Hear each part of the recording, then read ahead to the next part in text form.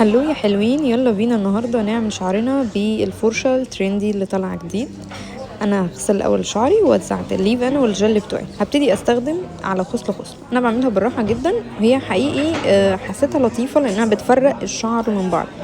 يعني انا مش محتاجه ان افرق الخصل من بعضها، بالذات ان الفرشه الدايمن بتخلي الخصل كلها تمسك في بعض. هنا لا، دول بتفرقهم عن بعض قوي.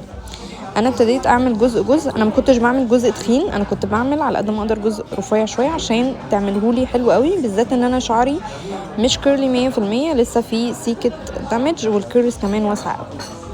فانا بحاول على قد ما اقدر ان انا اعمل جزء بسيط جزء بسيط.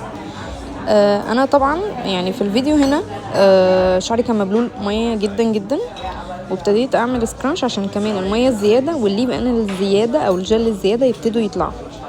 وبرضو بمشي بنفس الطريقة بنفس المنوال، ان انا اعملها واحدة واحدة. ده زي ما شايفين طبعا الشعر مش بيكيرل قوي، بس خلينا نشوف اخر الفيديو شكل الشعر هيكون عامل ازاي. بصراحة الستايل ده كان ستايل عشان عيد ميلادي مخصوص، فانا كنت بدعي ربنا اني يطلع شكله حلو، والحمد لله. هنشوف اخر الفيديو شكله عامل ازاي.